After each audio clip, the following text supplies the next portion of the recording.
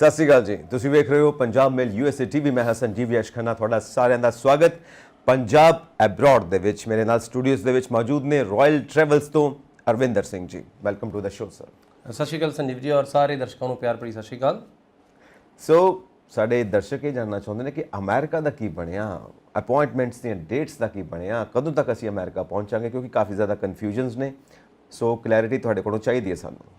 Sir basically B1 B2 ਦਾ ਸਭ ਤੋਂ ਵੱਧ ਸਵਾਲ ਆਉਂਦੇ ਨੇ ਔਰ ਸਾਡੇ ਲਾਈਕ ਇੱਥੇ ਵੀ ਸਭ ਤੋਂ ਵੱਧ ਮੈਸੇਜ B1 B2 ਦੇ ਉੱਪਰ ਹੀ ਹੁੰਦੇ। B1 B2 ਵਾਲੇ ਲਈ ਸਾਨੂੰ ਥੋੜਾ ਬਹੁਤ ਹੋਰ ਸਬਰ ਕਰਨਾ ਪਏਗਾ, ਬਿਕੋਜ਼ ਅਗਰ ਅਸੀਂ ਐਗਜ਼ੈਕਟਲੀ ਐਮਬੈਸੀ ਇੰਟਰਵਿਊ ਦੇ ਹਿਸਾਬ ਨਾਲ ਜਿਹੜੀ ਕਿ ਉਹਨਾਂ ਨੇ ਕਿਸੇ ਪ੍ਰਾਈਵੇਟ ਚੈਨਲ ਨੂੰ ਦਿੱਤੀ ਹੈ, ਉਹਦੇ ਵਿੱਚ ਖਾਸ ਸਾਫ਼ ਕੀਤਾ ਗਿਆ ਕਿ ਜਿਹੜੀ ਟਰੈਵਲਿੰਗ ਹੈ ਉਹ ਸਤੰਬਰ ਤੋਂ ਸ਼ੁਰੂ ਹੋਣੀ ਹੈ, ਔਰ ਜਿਹਦਾ ਅਗਰ ਅਰਥ ਕੱਢਿਆ ਜਾਵੇ ਤੇ ਤੁਹਾਡੇ ਕੋਲ ਮਈ ਤੱਕ ਜਿਹੜੀਆਂ ਅਪਾਇੰਟਮੈਂਟਸ ਸ਼ਾਇਦ ਹੀ ਅਵੇਲੇਬਲ ਹੋਣ। ਓਕੇ, ਸੋ ਜਿਹੜੀ ਸ਼ੁਰੂਆਤ ਹੋ ਸਕਦੀ ਹੈ ਉਹ ਤੁਹਾਡੇ ਕੋਲ ਜੂਨ ਜੁਲਾਈ ਤੋਂ ਅਪਾਇੰਟਮੈਂਟਸ ਦੀ ਸ਼ੁਰੂਆਤ ਹੋ ਸਕਦੀ ਹੈ ਕਿ ਮਿਲਣੀਆਂ, ਤਾਂ ਹੀ ਪੋਸੀਬਲ ਬਣਦਾ ਕਿ ਤੁਸੀਂ ਸਤੰਬਰ ਤੱਕ ਜਾ ਸਕੋ।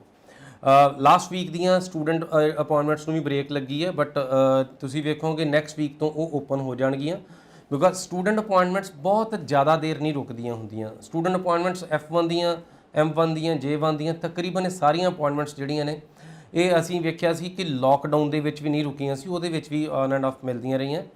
ਔਰ ਅੰਬੈਸੀ ਨੇ ਹੁਣ ਸਪੈਸ਼ਲੀ ਆਪਣੇ ਆਪ ਨੂੰ ਤਿਆਰ ਕੀਤਾ ਹੋਇਆ ਕਿ ਜਿਸ ਤਰੀਕੇ ਨਾਲ ਇੱਕ ਬਿਜ਼ਨਸ ਦੁਆਰਾ ਰੀਓਪਨ ਹੁੰਦਾ, ਇਹ ਵਰਡਸ ਯੂਜ਼ ਕੀਤੇ ਗਏ, ਔਰ ਉਸੇ ਤਰੀਕੇ ਨਾਲ ਅੰਬੈਸੀ ਇਜ਼ ਅਗੇਨ ਓਪਨ। ਔਰ ਫਿਲਹਾਲ ਕੈਟਰ ਕਰਨ ਨੂੰ ਜਿਹੜਾ ਆ ਸਟੂਡੈਂਟ ਵਾਲੀਆਂ ਸਰਵਿਸਿਜ਼ ਨੂੰ ਕੈਟਰ ਕਰਨ ਦੀ ਤਿਆਰੀ ਵਿੱਚ ਹੈ, ਔਰ ਸਟੂਡੈਂਟਸ ਦੀਆਂ ਹਾਲੇ ਵੀ ਜਿਹੜੀਆਂ ਡ੍ਰੌਪਬਾਕਸ ਐਪਲੀਕੇਸ਼ਨਸ ਆ ਉਹ ਚੱਲ ਰਹੀਆਂ ਨੇ। ਵਿੱਚੋਂ ਕੁਝ ਸਟੂਡੈਂਟਸ ਨੂੰ ਇੰਟਰਵਿਊ ਵੀ ਕਾਲ ਆਉਂਦੀ ਹੈ ਡ੍ਰੌਪਬਾਕਸ ਦੇ ਬਾਵਜੂਦ ਵੀ। ਹਾਲੇ ਇੰਡੀਆ ਦੇ ਵਿੱਚ ਡ੍ਰੌਪਬਾਕਸ ਇੰਨਾ ਜ਼ਿਆਦਾ ਪਪੂਲਰ ਨਹੀਂ ਹੈਗਾ। ਜਿਹੜੀਆਂ B1 B2 ਦੀਆਂ ਡ੍ਰੌਪਬਾਕਸ ਨੇ ਉਹ they are like getting smoothly, ਉਹ ਐਪਲੀਕੇਸ਼ਨਸ ਨਿਕਲ ਰਹੀਆਂ ਨੇ। ਬਟ ਜਿਹੜੀਆਂ F1 ਦੀਆਂ ਡ੍ਰੌਪਬਾਕਸ ਐਪਲੀਕੇਸ਼ਨਸ ਆ ਉਹਦੇ ਸਟੂਡੈਂਟਸ ਕੋਲ ਹਾਲੇ ਬਾਈਪਾਸ ਵਾਲਾ ਮਸਲਾ ਨਹੀਂ ਹੈਗਾ। ਸੋ ਸਟੂਡੈਂਟਸ ਨੂੰ ਉਹਦੇ ਵਿੱਚ ਲਗਾਤਾਰ ਇੰਟਰਵਿਊ ਦਾ ਸਾਹਮਣਾ ਕਰਨਾ ਪੈ ਰਿਹਾ ਹਾਲੇ ਵੀ। ਔਰ ਇਮੀਗ੍ਰੈਂਟਸ ਦੇ ਵਿੱਚ ਹਾਲੇ ਅਪਾਇੰਟਮੈਂਟਸ ਦੇ ਨਹੀਂ ਰਹੇ, ਉਹ ਜਿਸ ਤਰੀਕੇ ਨਾਲ ਅਸੀਂ ਇੰਡੀਵਿਜੂਅਲੀ ਸ਼ਡਿਊਲ ਕਰਦੇ ਹਾਂ, ਸੋ ਇਸ ਤਰੀਕੇ ਨਾਲ ਲਾਈਕ 1-to-1 ਕੇਸਿਸ ਜਿਹੜੀਆਂ ਇਮੀਗ੍ਰੈਂਟ ਕੇਸਿਸ ਦੀਆਂ ਉਹ ਅਪਾਇੰਟਮੈਂਟਸ ਲੈ ਰਹੇ ਹਾਂ। ਸੋ ਤਕਰੀਬਨ ਹਾਲੇ ਜਿਹੜੀਆਂ ਅਪਾਇੰਟਮੈਂਟਸ ਨੂੰ ਬਹੁਤ ਸਮੂਥਲੀ ਹੋਣ ਨੂੰ ਵੀ ਹਾਲੇ ਕਮ ਸੇ ਕਮ ਮਹੀਨਾ ਲੱਗੇਗਾ। ਬਟ ਸਟੂਡੈਂਟਸ ਨੂੰ ਨਿਰਾਸ਼ ਹੋਣ ਵਾਲੀ ਲੋੜ ਨਹੀਂ ਹੈਗੀ। ਸਟੂਡੈਂਟਸ ਜਿਹੜੇ ਮਈ ਦੀ ਇਨਟੇਕ ਲਈ ਹੈ ਉਹ ਸ਼ਾਇਦ ਸਟੂਡੈਂਟਸ ਨਾ ਜਾ ਪਾਉਣ ਇਹਨਾਂ I-20s ਦੇ ਉੱਪਰ। ਸੋ ਇਸ ਤੋਂ ਅਗਲੀਆਂ ਜਿਹੜੀਆਂ ਵੀ ਹੋਣਗੀਆਂ, ਚਾਹੇ ਤੁਹਾਡੇ ਕੋਲ ਜੁਲਾਈ ਦੀਆਂ ਹੈਗੀਆਂ ਲਾਈਕ I-20 ਸਟਾਰਟ ਡੇਟਸ ਹੈਗੀਆਂ, ਸੋ ਤੁਹਾਡੇ ਕੋਲ ਬਹੁਤ ਸਾਰੇ ਸਲੋਟਸ ਹਾਲੇ ਜੂਨ ਜੁਲਾਈ ਦੇ ਵਿੱਚ ਮਿਲ ਜਾਣਗੇ। ਸੋ ਬੀ ਪੇਸ਼ੈਂਟ, ਆਪਣੇ ਸਲੋਟਸ ਨੂੰ ਰੈਗੂਲਰਲੀ ਚੈੱਕ ਕਰਦੇ ਰਹਿਣਾ, ਔਰ ਉਹਦੇ ਨਾਲ ਤੁਹਾਡੇ ਕੋਲ ਜਿਹੜੀਆਂ ਅਪਾਇੰਟਮੈਂਟਸ ਆ ਸਮੂਥਲੀ ਤੁਸੀਂ ਮਹੀਨੇ ਦੇ ਵਿੱਚ ਤੁਹਾਨੂੰ ਬਹੁਤ ਚੀਜ਼ਾਂ ਅਪਡੇਟਸ ਮਿਲ ਜਾਏਗੀ, ਔਰ ਜਿਹੜੀਆਂ ਐਪਲੀਕੇਸ਼ਨਸ ਆ ਬਹੁਤ ਸਮੂਥਲੀ ਰਨ ਹੋਣ ਲੱਗ ਪੈਣਗੀਆਂ। ਸੋ ਪੇਸ਼ੈਂਸ ਇੱਕ ਸ਼ਬਦ ਇਸਤੇਮਾਲ ਕੀਤਾ ਹੈ ਅਰਵਿੰਦਰ ਜੀ ਨੇ, ਸੋ ਬੜਾ ਹੀ ਬਿਊਟੀਫੁਲ ਸ਼ਬਦ ਹੈ ਪੇਸ਼ੈਂਸ। ਲਾਈਫ ਦੇ ਵਿੱਚ ਹਮੇਸ਼ਾ ਇਹਦੀ ਜ਼ਰੂਰਤ ਪੈਂਦੀ ਆ। ਸੋ ਥੋੜਾ ਜਿਹਾ ਧੀਰਜ ਰੱਖੋ, ਥੋੜਾ ਜਿਹੀ ਪੇਸ਼ੈਂਸ ਰੱਖੋ, ਟਾਈਮ ਦੇ ਨਾਲ ਸਭ ਕੁਝ ਠੀਕ ਹੋ ਜਾਣਾ, ਡੋਂਟ ਵਰੀ। ਸੋ ਅਸੀਂ ਪੇਸ਼ੈਂਸ ਦੀ ਗੱਲ ਕੀਤੀ ਹੈ, ਪੇਸ਼ੈਂਸ ਨਾਲ ਹੀ ਅੱਗੇ ਵਧਣਾ ਚਾਹੀਦਾ, ਤਾਂ ਹੀ ਜ਼ਿੰਦਗੀ ਦੇ ਵਿੱਚ ਸਾਨੂੰ ਕਾਮਯਾਬੀ ਮਿਲ ਸਕਦੀ ਹੈ। ਸੋ ਪੇਸ਼ੈਂਸ ਦੇ ਨਾਲ ਅਸੀਂ ਅਗਲਾ ਸਵਾਲ ਪੁੱਛਦੇ ਹਾਂ। ਅਰਵਿੰਦਰ ਜੀ, ਰੁਝਾਨ ਵਧਿਆ ਹੈ ਪਿਛਲੇ ਦਿਨੀ ਇੰਗਲੈਂਡ ਜਾਣ ਦਾ ਵੀ, UK ਜਾਣ ਦਾ ਵੀ। ਅਸੀਂ ਜ਼ਿਆਦਾਤਰ ਗੱਲ ਅਮਰੀਕਾ ਦੀ ਕਰਦੇ ਹਾਂ, ਪਰ ਅੱਜ ਅਸੀਂ ਥੋੜਾ ਜਿਹਾ ਜ਼ਿਕਰ UK ਦਾ ਵੀ ਕਰੀਏ, ਕਿਉਂਕਿ ਕੁਝ ਲੋਕ ਇੰਟਰਸਟਿਡ ਨੇ ਉੱਥੇ ਜਾਣ ਦੇ ਵਿੱਚ ਵੀ। ਤਾਂ ਉੱਥੇ ਜਾ ਕੇ ਪੱਕੇ ਹੋਣਾ ਔਰ ਉੱਥੇ ਜਾ ਕੇ ਰਹਿਣਾ, ਸੈਟਲ ਹੋਣਾ, ਇਹ ਪੋਸੀਬਲ ਹੈ ਜਾਂ ਹਜੇ ਉਹ ਅਮਰੀਕਾ ਜਿੰਨਾ ਉੱਥੇ ਫੈਸਿਲਿਟੀ ਨਹੀਂ ਮਿਲਦੀ ਸਾਨੂੰ? ਸੰਦੀਪ ਜੀ, ਯੈਸ, ਪਿਛਲੇ ਲਾਈਕ 2011 ਦਾ UK ਵੀਜ਼ਾ ਸਟੂਡੈਂਟਸ ਦਾ ਬੰਦ ਹੋਇਆ ਸੀ, Tier 4 ਕੈਟਾਗਰੀ ਹੈ ਇਹ, ਔਰ 2019 ਦੇ ਲਾਈਕ ਲੇਟ ਐਂਡ ਤੇ ਬਿਲਕੁਲ ਜਾ ਕੇ ਇਹ ਸ਼ੁਰੂਆਤ ਹੋਈ ਇਹਦੀ। ਔਰ ਬਹੁਤ ਕੋਵਿਡ ਤੋਂ ਪ੍ਰੀ ਕੋਵਿਡ ਵੀ ਥੋੜਾ ਸਮਾਂ ਸੀਗਾ, ਪਰ UK ਨੇ ਵੀਜ਼ਾ ਲਾਈਕ ਆਲਮੋਸਟ 10 ਸਾਲ ਬਾਅਦ ਗ੍ਰਾਂਟ ਕਰਨੇ ਸ਼ੁਰੂ ਕੀਤੇ। ਓਕੇ, ਔਰ UK ਬਹੁਤ ਲੁਕਰੇਟਿਵ ਬਣਾ ਕੇ ਲੈ ਕੇ ਆਇਆ, ਬਿਕੋਜ਼ 31 ਦਸੰਬਰ 2020 ਨੂੰ ਇਹ ਬ੍ਰੈਗਜ਼ਿਟ ਹੋਇਆ, ਬ੍ਰੇਕਅਪ ਹੋਇਆ ਯੂਰਪੀਅਨ ਯੂਨੀਅਨ ਤੋਂ, ਔਰ 1 ਜਨਵਰੀ 2020 ਤੇ ਇਹ ਇੱਕ ਯੂਰਪੀਅਨ ਯੂਨੀਅਨ ਤੋਂ ਬਾਹਰ ਆ ਕੇ ਇਹਨੇ ਨਾਲ ਹੀ ਇਮੀਗ੍ਰੇਸ਼ਨ ਦੇ ਲਾਜ਼ ਚੇਂਜ ਕਰਤੇ। ਸੋ ਪੁਆਇੰਟ ਬੇਸਡ ਇਮੀਗ੍ਰੇਸ਼ਨ ਪਾਲਿਸੀ ਨਵੀਂ ਬਣ ਗਈ। ਸੋ ਹੁਣ ਪੁਆਇੰਟਾਂ ਦੇ ਆਧਾਰ ਦੇ ਉੱਪਰ ਸੈਟਲਮੈਂਟ ਦੀਆਂ, ਜਿੱਦਾਂ ਸਾਡੇ ਕੋਲ ਕੈਨੇਡਾ ਦੇ ਵਿੱਚ ਹੈ, ਜਿੱਦਾਂ ਆਸਟ੍ਰੇਲੀਆ ਦੇ ਵਿੱਚ ਹੈ, ਸੇਮ ਤਰੀਕੇ ਨਾਲ UK ਦੇ ਵਿੱਚ ਹੁਣ PR ਦੀ ਪੋਸੀਬਿਲਿਟੀਜ਼ ਹੋਣ ਲੱਗ ਪਈ। ਔਰ UK in terms of making money ਇੱਕ ਚੰਗਾ ਮੁਲਕ ਆ, ਔਰ ਸਾਡੀ ਆਲਮੋਸਟ ਚੌਥੀ ਪੀੜ੍ਹੀ, 4th ਜਨਰੇਸ਼ਨ ਹੈ ਸਾਡੀ ਜਿਹੜੀ ਇਸ ਟਾਈਮ ਇੰਗਲੈਂਡ ਦੇ ਵਿੱਚ ਆ। ਔਰ ਸਾਡੇ ਸਭ ਤੋਂ ਪਹਿਲਾਂ ਅਗਰ ਕਿਸੇ ਮੁਲਕ ਦਾ ਪੰਜਾਬੀਆਂ ਨੇ ਰੁੱਖ ਕੀਤਾ ਸੀ ਤਾਂ ਵਲਾਇਤ, ਅਸੀਂ ਹਮੇਸ਼ਾ ਵਲਾਇਤ ਬੋਲਦੇ ਹਾਂ, ਵਲਾਇਤ ਜਾਣਾ, ਤਾਂ ਵਲਾਇਤ ਬੇਸਿਕਲੀ UK ਦੀ ਕਹਾਣੀ ਸੀਗੀ ਕਿ UK ਤੋਂ ਸਾਡੀ ਸ਼ੁਰੂਆਤ ਹੋਈ, ਜਿਹੜੇ ਸਾਡੇ ਸਭ ਤੋਂ ਵੱਧ ਜਿਹੜੇ ਪੁਰਖੇ ਬਾਹਰ ਜਾਣ ਦੀ ਗੱਲ ਕਰਨ ਲੱਗੇ ਔਰ ਬਾਹਰ ਜਾ ਕੇ ਜਿਹਨੂੰ ਅਸੀਂ ਕਹਿੰਦੇ ਕਿ ਪ੍ਰੋਸਪੈਰਿਟੀ ਅਸੀਂ ਵੇਖੀ ਤਾਂ ਉਹ ਇਸੇ ਧਰਤੀ ਤੋਂ ਹੀ ਵੇਖੀ। ਯੂਕੇ ਅੱਜ ਦੀ ਡੇਟ ਵਿੱਚ ਪਿਛਲੇ ਅਗਰ ਅਸੀਂ ਸਾਲ ਡੇਢ ਸਾਲ ਦੇ ਵਿੱਚ ਵੇਖੀਏ ਇੱਕ ਵੀਜ਼ਾ ਡਿਨਾਈ ਨਹੀਂ ਹੋਇਆ। ਸੋ ਤਕਰੀਬਨ ਇਹਦਾ ਮਤਲਬ ਇਹ ਹੈ ਕਿ ਯੂਕੇ ਦੇ ਵਿੱਚ ਸਕਸੈਸ ਸਟੋਰੀਜ਼ ਬਹੁਤ ਬਿਹਤਰ ਨੇ, ਬਹੁਤ ਜ਼ਿਆਦੀਆਂ। ਯੂਕੇ ਦੇ ਵਿੱਚ ਹੁਣ ਪਹਿਲਾਂ ਵਰਗੀਆਂ ਕੰਡੀਸ਼ਨਸ ਨਹੀਂ ਹੈਗੀਆਂ ਕਿ ਜਿੱਦਾਂ ਤੁਸੀਂ ਪਹਿਲਾਂ ਕਾਲਜਸ ਚੱਲ ਜਾਂਦੇ ਸੀ, ਸਸਤਾ ਚੱਲ ਜਾਂਦੇ ਸੀ। ਸੋ ਸਸਤੇ ਨੂੰ ਥੋੜਾ ਬਹੁਤ ਬ੍ਰੇਕ ਹੈਗੀ ਆ। ਸੋ ਇਸ ਟਾਈਮ ਤੁਹਾਡੇ ਕੋਲ ਇਕਲੌਤੀ ਪੋਸੀਬਿਲਿਟੀ ਹੈਗੀ ਕਿ ਤੁਸੀਂ ਯੂਨੀਵਰਸਿਟੀ ਜਾ ਸਕਦੇ ਆ। ਓਕੇ। ਸੋ ਯੂਨੀਵਰਸਿਟੀ 8500 ਪਾਉਂਡ ਤੋਂ ਫੀਸਾਂ ਸ਼ੁਰੂ ਹੁੰਦੀਆਂ ਨੇ ਔਰ 15000 ਪਾਉਂਡ ਤੱਕ ਫੀਸ ਆ ਸਾਲਾਨਾ। ਓਕੇ। ਸੋ 8.5 ਲੱਖ ਤੋਂ ਲੈ ਕੇ 15 ਲੱਖ ਦਾ ਸਾਲਾਨਾ ਖਰਚਾ ਆ ਜਿਹੜੀ ਸਟੂਡੈਂਟਸ ਦੀ ਫੀਸ ਹੈ। ਸੋ ਅਗਰ ਅਸੀਂ ਅੰਡਰ ਗ੍ਰੈਜੂਏਟ ਦੀ ਗੱਲ ਕਰੀਏ ਤਾਂ ਉਹਨਾਂ ਬੱਚਿਆਂ ਨੂੰ 3 ਸਾਲ ਪੜ੍ਹਨਾ ਪੈਂਦਾ ਹੈ, ਪਰ ਜਿਹੜੇ ਗ੍ਰੈਜੂਏਟਸ ਨੇ ਉਹ ਸਿਰਫ 1 ਸਾਲ ਪੜ੍ਹ ਕੇ ਉੱਥੇ PR ਹਾਸਲ ਕਰ ਸਕਦੇ ਨੇ ਜਾਂ ਵਰਕ ਪਰਮਿਟ ਲੈ ਸਕਦੇ ਨੇ, ਉਸ ਤਰ੍ਹਾਂ ਦਾ ਅਗਲਾ ਸਫ਼ਰ ਚਾਲੂ ਕਰ ਸਕਦੇ ਨੇ। ਸੋ ਅੰਡਰ ਗ੍ਰੈਜੂਏਟ ਹੋ ਚਾਹੇ ਤੁਸੀਂ ਗ੍ਰੈਜੂਏਟ ਹੋ, ਸੋ ਜਿੱਦਾਂ ਹੀ ਤੁਸੀਂ ਡਿਗਰੀ ਫਿਨਿਸ਼ ਕਰਦੇ ਹੋ ਤੁਹਾਨੂੰ 2 ਸਾਲ ਦਾ ਵਰਕ ਪਰਮਿਟ ਮਿਲ ਜਾਂਦਾ। ਓ ਆਈ ਸੀ। 2 ਸਾਲ ਦੇ ਵਰਕ ਪਰਮਿਟ ਤੋਂ ਬਾਅਦ ਜਿਹੜੀ ਇਮੀਗ੍ਰੇਸ਼ਨ ਪਾਲਿਸੀ ਹੈ, ਪੁਆਇੰਟ ਬੇਸਡ ਇਮੀਗ੍ਰੇਸ਼ਨ ਪਾਲਿਸੀ ਹੈ। ਬੇਸਿਕਲੀ ਉਹਨੂੰ 70 ਪੁਆਇੰਟ ਚਾਹੀਦੇ ਨੇ।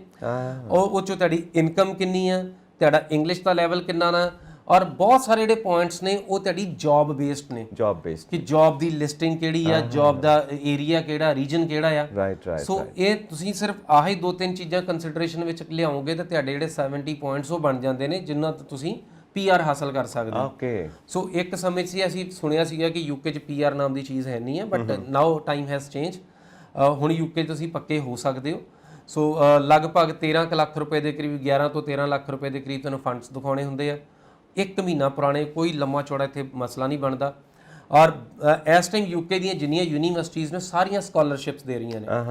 ਸੋ ਸਕਾਲਰਸ਼ਿਪਸ ਦੇ ਵਿੱਚ ਵੀ ਕੋਈ ਯੂਨੀਵਰਸਿਟੀ 4-5 ਲੱਖ ਤੱਕ ਦੀਆਂ ਸਕਾਲਰਸ਼ਿਪਸ ਦੇ ਦਿੰਦੀ ਹੈ, ਨਹੀਂ ਤਾਂ ਲੱਖ ਰੁਪਇਆ ਸਕਾਲਰਸ਼ਿਪ ਤੇ ਮਾੜੇ ਤੋਂ ਮਾੜੀ ਯੂਨੀਵਰਸਿਟੀ ਵੀ ਇਸ ਟਾਈਮ ਦੇ ਦਿੰਦੀ ਹੈ। ਓਕੇ। ਔਰ ਯੂਕੇ ਯੂਨੀਵਰਸਿਟੀ ਦਾ ਜਿਹੜਾ ਸਾਡੇ ਸਟੂਡੈਂਟਸ ਲਈ, ਪੇਰੈਂਟਸ ਲਈ, ਸਾਡੇ ਦਰਸ਼ਕਾਂ ਲਈ ਇੱਕ ਚੀਜ਼ ਜਾਣਨੀ ਬਹੁਤ ਜ਼ਰੂਰੀ ਹੈ ਕਿ ਅਸੀਂ ਤਮਾਮ ਦੁਨੀਆ ਭਰ ਦੀ ਐਜੂਕੇਸ਼ਨ ਦੀ ਗੱਲ ਕਰਦੇ ਹਾਂ ਕਿ ਸਾਡੇ ਉੱਥੇ ਸਭ ਜਗ੍ਹਾ ਜਿਹੜੇ ਕਰੀਅਰਸ ਨੇ ਉਹ ਐਜੂਕੇਸ਼ਨ ਨਾਲ ਲਿੰਕ ਨਹੀਂ ਹੈਗੇ। ਸੋ ਸਿੰਕਰੋਨਾਈਜ਼ ਨਹੀਂ ਹੈਗੇ ਐਜੂਕੇਸ਼ਨ ਦੇ ਨਾਲ। ਬਟ ਅਸੀਂ ਆਪਣੇ ਸਮਾਜ ਦੇ ਵਿੱਚ ਯੂਕੇ ਯੂਨੀਵਰਸਿਟੀ ਗ੍ਰੈਜੂਏਟਸ ਘੱਟ ਵੇਖੇ ਆ, ਬਿਕੋਜ਼ ਪ੍ਰੋਵੀਜ਼ਨ ਸੀਗੀ ਤੁਹਾਡੇ ਕੋਲ ਸਸਤੇ ਕਾਲਜ ਤੁਸੀਂ ਪੜ੍ਹ ਸਕਦੇ ਸੀ, 2-4 ਹਜ਼ਾਰ 5,000 ਪਾਉਂਡ ਵਾਲੇ ਚ ਤੁਸੀਂ ਉਹੀ ਹਮੇਸ਼ਾ ਪ੍ਰੈਫਰ ਕੀਤਾ। ਹਾਂਜੀ। ਸੋ ਯੂਨੀਵਰਸਿਟੀ ਗ੍ਰੈਜੂਏਟਸ ਸਾਡੇ ਸਮਾਜ ਵਿੱਚ ਘੱਟ ਨੇ। ਨਹੀਂ ਤਾਂ ਯੂਕੇ ਯੂਨੀਵਰਸਿਟੀ ਜਿਹੜੀ ਸਕਸੈਸ ਸਟੋਰੀ ਹੈ ਉਹ ਇਸ ਤਰੀਕੇ ਨਾਲ ਲਿਖਦੇ ਨੇ ਕਿ ਇਸ ਯੂਨੀਵਰਸਿਟੀ ਵਿੱਚ ਜਿਹੜਾ ਕਰੀਅਰ ਐਗਜ਼ੈਕਟਲੀ ਜਿਹੜੇ ਬੱਚਿਆਂ ਨੇ ਉਹੀ ਕਰੀਅਰ ਲਿਆ ਜੋ ਉਹਨਾਂ ਨੇ ਪੜ੍ਹਿਆ, and they are happily working in the same environment ਜਾਂ ਸੇਮ ਜਿਹੜਾ ਡਿਪਾਰਟਮੈਂਟ 'ਚ ਕੰਮ ਕਰਨਾ ਚਾਹੁੰਦੇ ਸੀ। ਆਮ ਯੂਨੀਵਰਸਿਟੀ ਦੀ 90% ਐਕੂਰੇਸੀ ਹੈ ਇਸ ਦੇ ਉੱਪਰ। ਸੋ ਤੁਸੀਂ ਜੋ ਪੜ੍ਹਾਈ ਪੜ੍ਹੀ, ਜੋ ਤੁਸੀਂ ਹਾਸਲ ਕਰਨਾ ਸੀ ਲਾਈਫ ਦੇ ਵਿੱਚ, ਤੁਸੀਂ ਐਗਜ਼ੈਕਟਲੀ ਉਸੇ ਪਾਸੇ ਨੂੰ ਜਾ ਰਹੇ ਹੋ। ਸੋ ਇਹ ਜਿਹੜੀ ਯੂਕੇ ਐਜੂਕੇਸ਼ਨ ਦੀ ਸਟੋਰੀ ਹੈ, ਯੂਕੇ ਬਹੁਤ ਫੋਕਸਡ ਐਜੂਕੇਸ਼ਨ ਹੈ। ਯੈਸ। ਔਰ ਯੂਕੇ ਮੌਕਾ ਦਿੰਦਾ ਸਟੂਡੈਂਟਸ ਨੂੰ ਆਪਣੇ ਨਾਲ ਬੱਚੇ ਲੈ ਜਾਣ ਦਾ, ਸਪਾਊਸ ਨੂੰ ਲੈ ਕੇ ਜਾਣ ਦਾ। ਸੋ ਬਹੁਤ ਜ਼ਿਆਦਾ ਵਹਿਮ ਨਹੀਂ ਹੈਗੇ। ਇਸ ਟਾਈਮ ਕੋਈ ਇੰਟਰਵਿਊਜ਼ ਨਹੀਂ ਹੋ ਰਹੀਆਂ ਬੱਚਿਆਂ ਦੀਆਂ, ਜਿੱਦਾਂ US ਵਿੱਚ ਸਾਰਾ ਕੁਝ ਇੰਟਰਵਿਊ ਬੇਸਡ ਹੈ। ਸੋ ਯੂਕੇ ਵਿੱਚ ਇੰਟਰਵਿਊਜ਼ ਨਹੀਂ ਹੈਗੀਆਂ। ਸੋ ਅੱਜ ਦੇ ਸਿਨੈਰੀਓ ਵਿੱਚ ਅਗਰ ਵੇਖਿਆ ਜਾਵੇ ਤਾਂ ਯੂਕੇ ਇੱਕ ਐਸਾ ਐਜੂਕੇਸ਼ਨ ਡੈਸਟੀਨੇਸ਼ਨ ਹੈ ਕਿ ਅਗਰ ਤੁਹਾਡੇ ਮਾਰਕਸ ਚੰਗੇ ਆ, ਮਾਰਕਸ ਚੰਗੇ ਦਾ ਮਤਲਬ ਹੈ ਕਿ ਅਗਰ ਤੁਸੀਂ 70% ਅੰਗਰੇਜ਼ੀ ਦੇ ਨੰਬਰ ਲਏ ਆ ਤੇ ਨਾ ਤੈਨੂੰ ਇੱਥੇ ਆਈਲੈਟਸ ਦੀ ਲੋੜ ਹੈ, ਨਾ ਤੈਨੂੰ ਕਿਸੇ ਇੰਟਰਵਿਊ ਦੀ ਲੋੜ ਹੈ, ਤੁਸੀਂ ਯੂਕੇ ਦਾ ਵੀਜ਼ਾ ਘਰ ਬੈਠੇ ਲੈ ਸਕਦੇ ਹੋ। ਮਤਲਬ ਦੋਨੋਂ ਪੁਆਇੰਟ ਆਫ View ਡਿਫਰੈਂਟ ਨੇ। ਅਮਰੀਕਾ ਦਾ ਡਿਫਰੈਂਟ ਆ, ਯੂਕੇ ਦਾ ਡਿਫਰੈਂਟ ਆ। ਬਿਕੋਜ਼ ਯੂਕੇ ਇਸ ਟਾਈਮ ਦੇ ਵਿੱਚ ਲਿਕੁਰੇਟਿਵ ਚੀਜ਼ਾਂ ਲੈ ਕੇ ਆਇਆ, ਬਿਕੋਜ਼ ਸਾਡੇ ਸਟੂਡੈਂਟਸ ਨੂੰ ਸਾਰੀ ਦੁਨੀਆ ਨੂੰ ਸਾਡੇ ਸਟੂਡੈਂਟ ਚਾਹੀਦੇ ਆ ਐਕਸੈਪਟ ਸਾਡੇ ਸਿਸਟਮ ਤੋਂ ਇਲਾਵਾ। ਸੋ ਸਾਡੀਆਂ ਸਰਕਾਰਾਂ ਤੋਂ ਇਲਾਵਾ ਹਰ ਪੂਰੀ ਦੁਨੀਆ ਦੀਆਂ ਸਰਕਾਰਾਂ ਨੂੰ ਸਾਡੇ ਸਟੂਡੈਂਟ ਚਾਹੀਦੇ ਆ। ਸੋ ਇਸੇ ਕਰਕੇ ਸਭ ਤੋਂ ਵੱਧ ਜਿਹੜਾ ਭਰੋਸਾ ਉਹ ਇਹਨਾਂ ਸਟੂਡੈਂਟਸ ਦੇ ਉੱਪਰ ਕਰ ਰਹੇ ਆ। ਬਿਲਕੁਲ ਸਹੀ ਗੱਲ। ਪਰ ਇਸੇ ਕਰਕੇ ਤੁਸੀਂ ਹਰ ਮੁਲਕ ਦੀ ਵੇਖੋ ਜਿਹੜੀ ਸਕੀਮ ਹੈ ਉਹ ਕਿਤੇ ਨਾ ਕਿਤੇ ਇਸੇ ਚੀਜ਼ ਦੀ ਹੈ ਕਿ ਸਟੂਡੈਂਟ ਆਵੇ, ਨਾਲ ਪੈਸੇ ਲੈ ਕੇ ਆਵੇ ਔਰ ਆ ਕੇ ਇੱਥੋਂ ਦਾ ਹੀ ਹੋ ਜੇ। ਜਦੋਂ ਉਹ ਕਮਾਊ ਪੁੱਤਰ ਹੋ ਗਿਆ, ਜਦੋਂ ਉਹਦੀਆਂ ਜੌਬਸ ਲੱਗ ਗਈਆਂ, ਉਦੋਂ ਫਿਰ ਵਾਪਸ ਪਿੰਡ ਆਪਣੇ ਪੈਸੇ ਨਾ ਭੇਜੇ, ਫਿਰ ਇੱਥੇ ਗੱਡੀ ਲਵੇ, ਇੱਥੇ ਘਰ-ਬਾਰ ਲਵੇ, ਇੱਥੇ ਪਰਿਵਾਰ ਵਧਾਵੇ। ਔਰ ਇਹ ਅਸੀਂ ਅੱਜ ਕੱਲ੍ਹ ਵੇਖ ਰਹੇ ਹਾਂ। ਸੋ ਅਗਰ ਤੁਸੀਂ 10-15 ਸਾਲ ਪਹਿਲਾਂ ਵੇਖਦੇ ਸੀ ਤਾਂ ਸਾਡੇ ਜਿੰਨੇ ਵੀ ਇੱਥੋਂ ਐਪਲੀਕੈਂਟ ਜਾਂਦੇ ਸੀ ਉਹ ਕਿਸੇ ਬਾਹਰਲੇ ਮੁਲਕ ਦਾ ਰੁੱਖ ਕਰਦੇ ਸੀ ਤੇ ਉੱਥੋਂ ਵਾਪਸ 8-10 ਸਾਲ ਬਾਅਦ ਵਾਪਸ ਆ ਕੇ ਆਪਣਾ rest of the life India 'ਚ ਬਿਤਾਉਂਦੇ ਸੀ।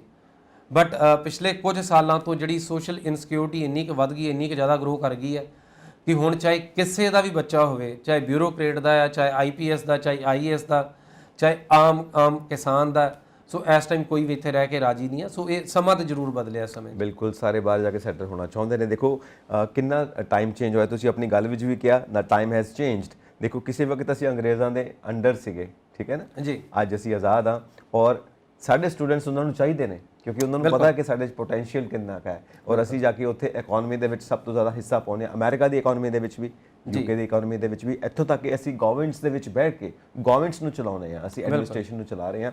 ਸੋ ਇਹ ਪੋਟੈਂਸ਼ੀਅਲ ਹੈ। ਸਾਡਾ ਡਾਟਾ ਬਹੁਤ ਸਾਰਾ ਇਨਕਰੀਜ਼ ਹੋਇਆ। ਅਗਰ ਅਸੀਂ ਲਾਈਕ 2012-13 ਦੀ ਗੱਲ ਕਰੀਏ ਤੇ ਸਿਰਫ 96,000 ਸਟੂਡੈਂਟ ਯੂਐਸ ਵਿੱਚ ਹੁੰਦਾ ਸੀ। ਓਕੇ। ਸੋ ਅਗਰ ਅਸੀਂ 18-19 ਦੀ ਗੱਲ ਕਰੀਏ ਤੇ ਇਹ 2 ਲੱਖ ਸਟੂਡੈਂਟ ਸੀ ਉੱਥੇ।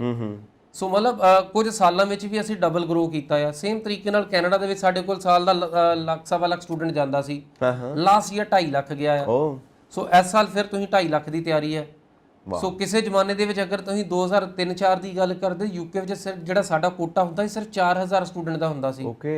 ਸਾਲ ਦਾ 4000 ਸਟੂਡੈਂਟ ਸਿਰਫ, ਹੁਣ ਉਹ ਵੀ ਲੱਖਾਂ ਤੱਕ ਪਹੁੰਚਣ ਨੂੰ ਫਿਰਦਾ ਆ। ਸੋ ਸਮਾਂ ਬਹੁਤ ਬਦਲਿਆ, ਸਮਾਂ ਚੇਂਜ ਹੋ ਗਿਆ। ਔਰ ਆਫਟਰ 19 ਵਾਇਰਸ ਕਿੰਨਾ ਕੁ ਚੇਂਜ ਆ ਗਿਆ ਹੈ? ਬਹੁਤ ਜ਼ਿਆਦਾ ਚੇਂਜ ਹੈ। ਬਿਕਾਜ਼ ਚਾਹੇ ਜਿੱਦਾਂ ਹੁਣ ਯੂਐਸ ਵੀ ਆ, ਤੁਸੀਂ ਵੇਖੋ B1 B2 ਹਲੇ ਅਲਾਉ ਨਹੀਂ ਕੀਤਾ, ਬਟ ਜਿਹੜੀ ਪ੍ਰੋਮਿਸਿੰਗ ਜਿਹੜੀ ਕੈਟਾਗਰੀ ਹੈ F1 ਦੀ, ਉਹਨੂੰ ਕਦੀ ਬੰਦ ਨਹੀਂ ਕੀਤਾ ਇਹਨਾਂ ਨੇ। ਓਕੇ। ਸੋ ਜਿੱਥੋਂ ਪੈਸਾ ਆਉਣਾ, ਜਿੱਥੋਂ ਸਟੂਡੈਂਟ ਆਉਣਾ, ਜਿੱਥੋਂ ਇਮੀਗ੍ਰੈਂਟ ਆਉਣਾ, ਜਿੱਥੋਂ ਸਕਿਲਡ ਮਾਈਗ੍ਰੈਂਟ ਆਣਾ ਆ, ਜਿੱਥੋਂ ਪੂਰੀ ਦੁਨੀਆ ਦਾ ਬ੍ਰੇਨ ਡਰੇਨ ਆਇਆ, ਉਹਦੀ ਬ੍ਰੇਕ ਨਹੀਂ ਹੈਗੀ। ਕਰੀਮ ਚਾਹੀਦੀ ਹੈ। ਯੈਸ, ਬਿਕਾਜ਼ ਯੂਐਸਏ 2 ਤਰੀਕੇ ਨਾਲ ਬ੍ਰੇਨ ਡਰੇਨ ਕਰਦਾ ਆ। ਪਹਿਲੀ ਕੈਟਾਗਰੀ H1 ਕਾਸਟਲੀ ਆ, ਬਿਕਾਜ਼ H1 ਦੇ ਵਿੱਚ ਤੁਸੀਂ ਅੱਜ ਹੀ ਐਪਲੀਕੈਂਟ ਨੂੰ ਬਹੁਤ ਲਾਈਕ ਲੋਕਲਸ ਨਾਲੋਂ ਕਿਤੇ ਜ਼ਿਆਦਾ ਵੱਧ ਪੈਸਾ ਦੇ ਕੇ ਉਹਨੂੰ ਨਵਾਜ਼ਦੇ ਹੋ। ਦੂਸਰੀ ਕੈਟਾਗਰੀ F1 ਦੀ ਹੈ, ਜਿਹਦੇ ਵਿੱਚ ਕਿ ਸਟੂਡੈਂਟ ਆਉਂਦਾ ਆ ਜਿਹੜਾ ਕਿ ਪੋਟੈਂਸ਼ੀਅਲ ਲਾਈਕ ਉਹ ਮਾਈਗ੍ਰੈਂਟ ਆ ਜਿਹੜਾ ਤੁਸੀਂ H1 ਦੇ ਉੱਪਰ ਇੰਪੋਰਟ ਕਰਨਾ ਸੀ। ਸੋ ਉਹ ਆਲਰੇਡੀ ਉਹਦਾ ਪ੍ਰੋਸਪੈਕਟਿਵ ਕੈਂਡੀਡੇਟ ਆ। ਓਕੇ। ਸੋ ਉੱਤੋਂ ਉਹ ਆਪਣੇ ਪੈਸੇ ਖਰਚ ਕੇ ਆਪਣੀ ਐਜੂਕੇਸ਼ਨ, ਆਪਣੀ ਲਿਆਕਤ, ਆਪਣੀ ਕੈਪੈਸਿਟੀ, ਆਪਣੀ ਕੈਪੇਬਿਲਿਟੀ ਖੁਦ ਗਰੋ ਕਰ ਰਿਹਾ ਹੈ। ਸੋ ਬਾਏ ਦਾ ਟਾਈਮ ਉਹ ਉਸ ਲੈਵਲ ਤੱਕ ਜਾਏਗਾ, ਉਹ ਅਗੇਨ ਉੱਥੇ ਦਾ ਉੱਥੇ ਹੀ ਹੈ। ਯੈਸ। ਸੋ ਇਸ ਕਰਕੇ ਬ੍ਰੇਨ ਡਰੇਨ ਨੇ 2 ਕੈਟਾਗਰੀਜ਼ ਤੋਂ ਔਰ ਯੂਐਸ ਨੇ ਇਹਨਾਂ ਦੋਨਾਂ ਚੀਜ਼ਾਂ ਨੂੰ ਬਹੁਤ ਕਲੀਅਰਲੀ ਫੋਕਸ ਕੀਤਾ ਹੋਇਆ। ਸੋ ਆਪਾਂ ਆਉਂਦੇ ਹਾਂ ਕਿਉਂਕਿ ਤੁਸੀਂ ਆਪਣੀ ਗੱਲਬਾਤ 'ਚ ਇੱਕ ਚੀਜ਼ ਇਸਤੇਮਾਲ ਕੀਤੀ ਕਿ ਯੂਕੇ ਨੂੰ ਵੀ ਚਾਹੀਦੇ ਨੇ, ਅਮਰੀਕਾ ਨੂੰ ਵੀ ਚਾਹੀਦੇ ਨੇ ਸਾਡੇ ਸਟੂਡੈਂਟਸ, ਕਿਉਂਕਿ ਉਹ ਕੈਪੇਬਲ ਨੇ, ਪਰ ਸਾਡੇ ਸਿਸਟਮ ਨੂੰ ਨਹੀਂ ਚਾਹੀਦੇ, ਇਸ ਕਰਕੇ ਉਹ ਬਾਹਰ ਜਾ ਰਹੇ ਨੇ। ਸੋ ਹੁਣ ਤੇ ਭਗਵੰਤ ਮਾਨ ਵੀ ਕਹਿ ਰਹੇ ਨੇ ਕਿ ਅਸੀਂ ਬਾਹਰ ਨਹੀਂ ਜਾਣ ਦੇਣਾ ਔਰ ਸਭ ਚੇਂਜ ਕਰ ਦੇਣਾ, ਸਾਰੇ ਸਟੂਡੈਂਟਸ ਇੱਥੇ ਹੋਣਗੇ, ਸਾਰੇ ਵਰਕਰਸ ਇੱਥੇ ਹੋਣਗੇ।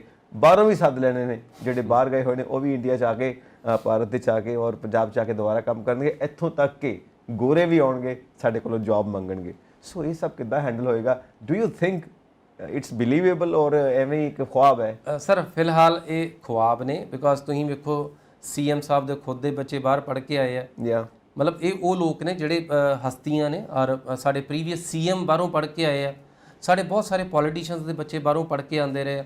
ਸੋ ਇੱਕ ਸਮਾਂ ਸੀ ਕਿ ਜਿਹੜੀ ਸਾਡੀ ਲਾਈਕ ਮਿਡਲ ਕਲਾਸ ਹੈ, ਇਹਦੇ ਬੱਚੇ ਬਾਹਰ ਕਰੀਅਰਸ ਲਈ ਜਾਂਦੇ ਸੀ। ਬਹੁਤ ਸਾਰੇ ਜ਼ਿਮੀਂਦਾਰਾਂ ਦੇ ਬੱਚੇ ਬਾਹਰ ਕਰੀਅਰਸ ਲਈ ਜਾਂਦੇ ਸੀ ਕਿ ਚਲੋ ਜਾ ਕੇ 10 ਸਾਲ ਕੰਮ ਕਰਾਂਗੇ ਤੇ ਘਰ ਦੀ ਹਾਲਤ ਬਦਲੀਏ। ਔਰ ਅੱਜ ਦੇ ਸਮੇਂ ਵਿੱਚ ਤੁਸੀਂ ਚਾਹੇ ਡੀਸੀ ਦਾ ਬੇਟਾ ਲੈ ਲਓ, ਚਾਹੇ ਤੁਸੀਂ ਐਸਐਸਪੀ ਸਾਹਿਬ ਦਾ ਲੈ ਲਓ, ਚਾਹੇ ਤੁਸੀਂ ਕਿਸੇ ਆਈਪੀਐਸ ਆਈਐਸ ਦਾ ਬੱਚਾ ਲੈ ਲਓ, ਸਭ ਦੇ ਮਨ ਦੇ ਵਿੱਚ ਇੱਕੋ ਫੀਲਿੰਗ ਆ ਕਿ ਯਾਰ ਅਸੀਂ ਤਾਂ ਔਖੇ ਸੌਖੇ ਕੱਟ ਲਾਂਗੇ ਪੁੱਤਰੋ, ਤੁਹਾਡੇ ਕੋਲ ਨਹੀਂ ਕੱਟੀ ਜਾਣੀ।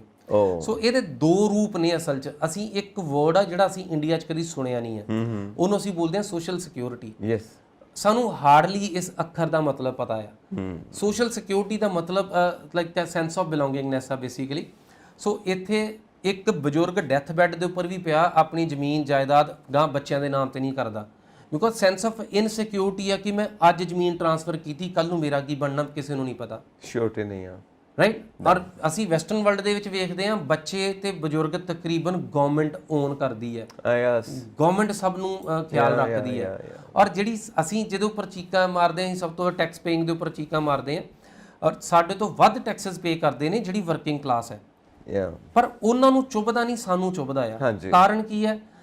ਅਗਰ ਤੁਸੀਂ ਸਾਰੀ ਉਮਰ ਕੰਮ ਕੀਤਾ ਹੈ, ਤੁਸੀਂ ਚਾਹੇ ਜਿੰਨੇ ਮਰਜ਼ੀ ਪੈਸੇ ਕਟਾਓ, ਟੈਕਸਸ ਪੇ ਕਰੋ, ਜਿੱਦਾਂ ਤੁਹਾਨੂੰ ਪਤਾ ਕਿ ਮੇਰਾ ਬੁਢਾਪਾ ਇਹਨਾਂ ਨੇ ਸੰਭਾਲ ਲੈਣਾ ਆ, ਤੁਹਾਨੂੰ ਉਹ ਇਨਸਿਕਿਉਰਿਟੀ ਨਹੀਂ ਰਹੇਗੀ, ਟੈਨਸ਼ਨ ਨਹੀਂ ਆ। ਜਿੱਦਾਂ ਤੁਹਾਨੂੰ ਪਤਾ ਕਿ ਮੇਰੇ ਬੱਚੇ ਹੋਏ, ਮੇਰੇ ਬੱਚਿਆਂ ਨੂੰ ਗਵਰਨਮੈਂਟ ਨੇ ਸੰਭਾਲਣਾ ਆ, ਤੁਸੀਂ ਫਿਕਰਮੰਦ ਨਹੀਂ ਹੋ ਸਕਦੇ ਕਦੀ ਵੀ।